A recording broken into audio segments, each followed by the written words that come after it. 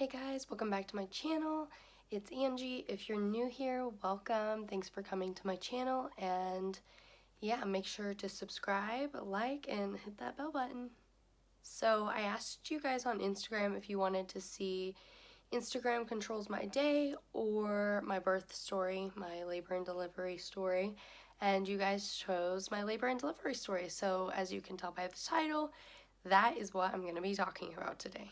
So if you guys are in any way grossed out by that type of stuff, or you're just not really a fan of like hearing about blood or stuff like that, then now's the time to leave. Do not watch this video. Just a fair warning, it's going to be a little bit TMI, so yeah.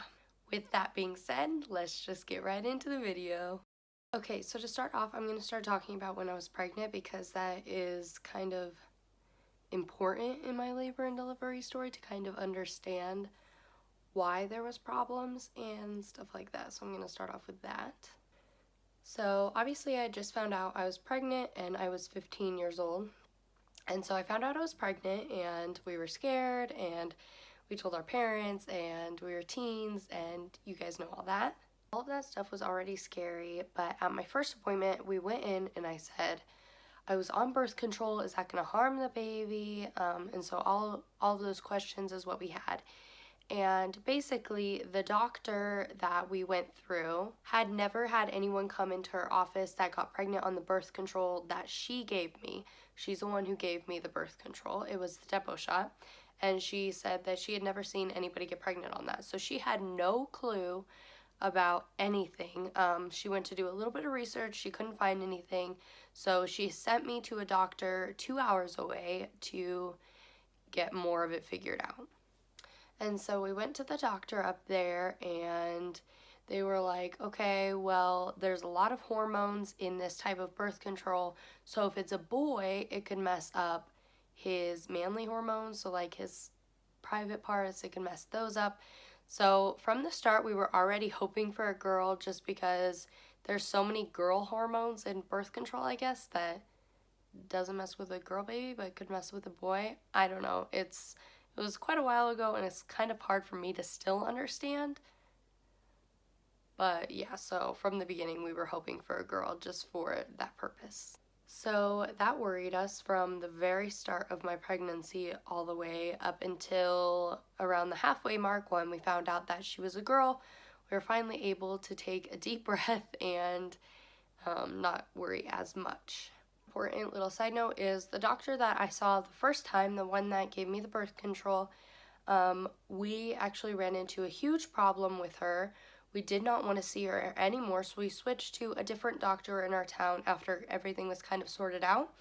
And we had a very big problem with her. We did not want to see her again. We did not want her delivering our baby. So that is also an important little side note. So when I was 39 weeks and a couple days, I went in for just a regular checkup with my doctor, the new doctor. I had been seeing him from about the halfway mark up until this point. And so I went to just get regularly checked up. I think I was dilated to 1 or 2 centimeters. I wasn't in labor. I was just a little bit dilated. At first, getting induced really never crossed my mind. I didn't really hear of it a lot, so it didn't even cross my mind. But once I was in there, he just was like, hey, do you want to get induced? And normally I would have said, no, I don't want to get induced. I just want the baby to come on its own. But at our hospital, whoever is on call, so there's 2 different doctors, and whoever is on call is the one that would deliver your baby. And since we had such a huge problem with the other doctor, I was just like, yes, induce me. I want you to be the one to deliver my baby. First, I thought it was going to be like, oh, okay, let's schedule an appointment for you to get induced. But he was just like, okay, go over to the hospital and they'll get you started. Because I was in a doctor's office, I wasn't in a hospital. And he was just like, yeah, just go over to the hospital and they'll get you started. And I was like, what? And so I called my husband and I was like, hey, the baby's coming, I'm getting induced. And then he called his mom, I called my mom, and everybody got there decently quick. When I got there, they got me hooked up to the little things that go in your stomach. You get to hear the baby's heartbeat. They just make sure the baby's okay. And then they waited for a little while, and then they put this little tablet of my cervix to make me go into labor. That's inducing. So once they put that up there, they were like, we're gonna have to do another dose. We might even have to do something else to get the baby to come, and it's likely gonna be you won't give birth until tomorrow. And so it was supposed to be this long drawn out thing. It was supposed to be multiple doses. But right after they put the first thing in there, I started going into labor. So the first 2 hours, she was like, oh, can you feel that? And I was like, no, not really. It didn't hurt at all. They were just like little baby cramps. I couldn't really feel them. So that was like the first 2 hours was just sitting there. I wasn't allowed to eat anything, but I was eating ice chips, talking to people, taking a little nap. Like, it was just super simple. And I was like, geez, this is so easy. Like, the rest of this is going to be easy. And that's not how it went. Well, after about 2 hours of easy stuff, then came the gradually getting harder. It still wasn't that bad, but it was pretty intense to where it was hurting, and I was having to do like breathing exercises. And I was in like hard labor, not like too hard, but decently hard labor for probably another 2 hours. And then I was in active labor for 1 hour, which active labor is where you are literally like screaming in pain because it hurts so bad, which obviously the doctors did not, or the nurses did not expect for me to go that fast. So the doctor was not even in the hospital at this time. And so I was gradually going super fast. And in the last 30 minutes, I dilated to a 10, and I had already started pushing before the doctor was even in the hospital or near. So obviously the nurses did their job and told me to stop pushing, but anybody who's had a baby knows that that is nearly impossible. It is so, so, so hard to stop pushing, and I just wanted the baby out of me. And so I kind of stopped pushing. I want to say I was still like trying to push, but I mostly got myself to stop pushing. But finally, the doctor got there, and it was only a couple minutes later. It felt like forever, but it was only a couple minutes later, and he was like, okay, you can push. I pushed for 3 pushes, which equaled about like 30 seconds. I literally barely did anything. It felt like years that I was pushing, but it was only like half of a minute, maybe 2 minutes max. I ended up tearing because I was pushing so fast and so hard, so I don't recommend that at all. But it got the baby out fast. So as far as labor goes, it was super easy. It was like 5 hours that I was like in labor, but technically only 3, because that was like the hard labor was 3 hours, and then I only pushed for like max 2 minutes. So my general labor was just super easy, super fast. It felt super hard to me because I was the one doing it, and labor is so crazy hard and so painful. So to me, it felt like it was forever, but generally that is such a fast labor, and not a lot of people get that lucky. So I feel like my next kid, if it's any longer than that, I'm gonna really be in pain because I'm so used to being so short. And your initial thought is, okay, this is over, it's done, I'm done being in this much pain, it's completely over. But that was not at all the case. The hard part for me started after I gave birth. So a couple hours after I was done giving birth, they were obviously taking her and weighing her and doing her length, and everybody held her, and it was probably 3 hours, maybe 4. It was in the middle of the night, I believe. And the nurse that was taking care of me was probably 8 or 9 months pregnant. And when you're pregnant, you can't lift heavy stuff. You can't catch somebody when they're falling, etc. So a couple hours after I gave birth, I was hemorrhaging really bad, which means your uterus after having a baby isn't like tightening back up. You're just constantly bleeding. So I had passed the placenta and all that fine, but after I was constantly bleeding, and I was going through pads like this thick, I was bleeding all over the bed and stuff like that. So obviously to a doctor or nurses, that is pretty concerning. So every 30 minutes or every 10 minutes, they would come and they would push on my uterus, like just dig their fingers into it, and it hurts so bad. I swear that hurt almost as bad as giving birth. But anyways, they would push down on it. They would try to get my uterus to kind of clamp back up and tighten, I guess, to get me to stop bleeding. So after a while of pushing, we thought it was starting to get better, but I had gotten up to go to the bathroom. My husband was gone getting food because I was starving after having a baby. You get pretty hungry. So he was gone getting food. It was just my mom and my mother-in-law there, and I had gone up to go to the bathroom, and my nurse was near. I think she was still in the room, but they were helping me go to the bathroom. Obviously, I could barely walk. I started to get dizzy, and when I was standing, I was like, I think I'm gonna pass out. I'm super dizzy.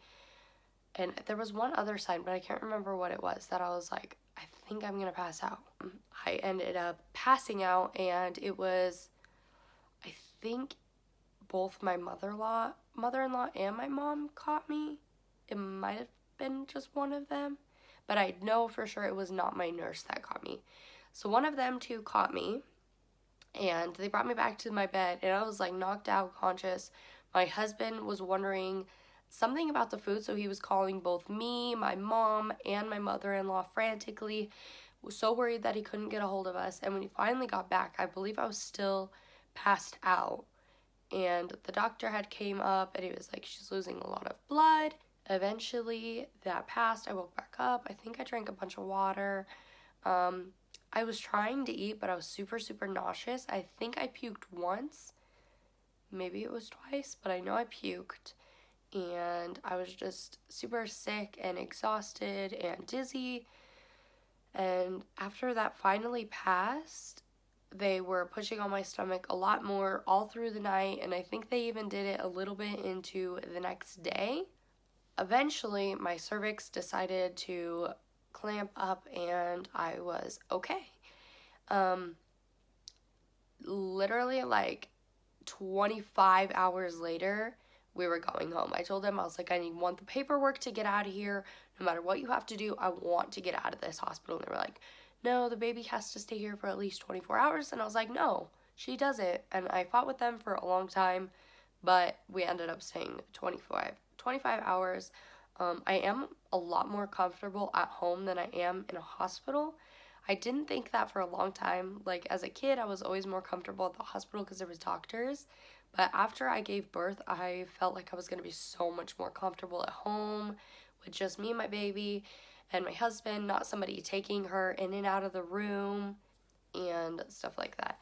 So eventually we got to go home, and I was breastfeeding, and all was well, and something bad turned into something amazing, and the labor and delivery wasn't that hard until I think it was 5-ish days later. I was obviously still bleeding, but that one day I was going through pad after pad after pad after pad. Literally, I went through like 3 giant ones in an hour. I was feeling sick. I was passing clots. I passed a clot probably about that big, which is a little TMI, but I warned you. After all of that, we decided that I was going to go to the hospital. So at the time, we were living with my mother-in-law, and so we woke her up, and I was like, hey, can you watch her? We're just going to run to the hospital. Something's going on. And I was obviously crying. I was super, super upset. Once we got to the hospital, I was like, I'm passing clots this big, and I was in the bathroom at the hospital passing clots, and they literally made us wait in the waiting room for probably an hour, and I'm sitting there bleeding, feeling like I'm gonna pass out again, passing clots, which is not normal of how much blood I was passing. They finally got us back there. Since I'm under 18, they did not provide me with an OBGYN. They provided me with a pediatrician. Okay, I don't know if you guys know what that is, but it's a doctor for kids. It's a doctor for children and anybody under 18, which a pediatrician has no clue about birthing. Obviously, that's not their specialty. And so, obviously, when the doctor came in and we found out he was a pediatrician, I was already furious and upset with the hospital that they didn't provide me with a on-call OBGYN. So I was super upset. And on top of that, he comes in and he's looking down there and I'm telling him all the details. And I tell him, I was like, I just gave birth like 4 or 5 days ago. I don't remember which one it was. It might have been 3 days ago. And I told him that. And he goes, okay, I need to go do some research. So he goes and he's looking stuff up on his computer. And then I kid you not, guys, I kid you not, he comes back and goes, I think it's your period. Which again, anybody that's had a baby knows your period does not come until 4 to 6 weeks after you've had a baby, sometimes longer if you're breastfeeding. And I was so mad. I was like, I'm literally like passing clots and bleeding and you're not doing anything but saying I'm on my period. I can promise you I'm not on my period. Like, what is going through your brain right now? Which, no offense to him, I'm sure he was a great pediatrician, but that is not his specialty. They should not have let me see that doctor. Which, from this experience alone, I was not very fond of that hospital. And for past experiences, because I am accident prone, I am always getting hurt, I'm just not the biggest fan of this hospital. Anyways, he sent me home. We got home. I'm still going through a bunch of pads. We got our baby girl. We went to bed. We went on for a couple more days. And then I feel like it was 2 weeks after I gave birth. It was actually quite a while after I gave birth. And I was still bleeding a ton. I was like passing clots still. It was really horrible. And so we decided that we were going to go to the hospital again. This time I was so sick that when I was walking down the stairs to leave, I about fell over because I thought I was going to pass out. And so my husband had to like carry me, put me in the truck, and I'm crying about leaving my baby girl again to go to the hospital. I'm crying because I'm afraid they're not going to do anything for me. And about halfway to the hospital, I looked at my husband and I was like, if I die, you still have to take care of her. Like, you still have to be the best dad you can be, even if I die. Which, up until this point, I knew God was watching over me. I knew He had my back, but for some reason, on this car ride, I just got like this overwhelming sadness that I was gonna die. And I know that seems really dramatic, but I had never experienced childbirth before and stuff like that. And so I thought like they were going to have to take out my uterus or if I was going to just die. I was super terrified. And I was probably being a little bit dramatic, but it was actually a super scary experience. And so all throughout the rest of the car ride, all throughout being in the ER, I was like, if I die, you have to take care of her. Like, what happens if I die? Oh my gosh, am I gonna die? I'm so scared. Nobody's telling me anything. My OBGYN was a great doctor, but he didn't really explain to me the after effects of what childbirth was like. And so I was obviously super scared. I don't really remember that doctor visit. I believe we did see an OBGYN that time, and they were worried, but they did send me home that night. And after that ER visit, things started to get a lot better. I obviously went to sleep that night super scared for my life. I woke up feeling refreshed again because I wasn't bleeding as much, and I prayed a lot that night because I was absolutely terrified. So, needless to say, my after experience and my before experience of childbirth really sucked. During childbirth, like the time it took, how generally easy it was pretty nice because some women push for hours and some people are in labor for 48 hours, which I couldn't even imagine that. Props to you women that can do that. I don't think I could, but props to you guys that can. So yeah, my after labor, after I gave birth, was probably the very hardest of my whole teen momming my whole labor and delivery story. After was definitely the hardest. I think that concludes today's video. I'm sorry if I talked really fast. Whenever I'm telling a story, I seem to really talk fast. So I'm sorry if it was super fast. And I'm sorry if it's a little bit too TMI. If you guys have any more questions, I always leave my comments open, so be sure to drop a comment, drop a like, and subscribe, and hit that bell if you want to be notified every time I post, because I'm going to start posting a little bit more often. So yeah, anyways, I hope you guys have a great weekend and a great week, and thanks for watching this video. Mwah.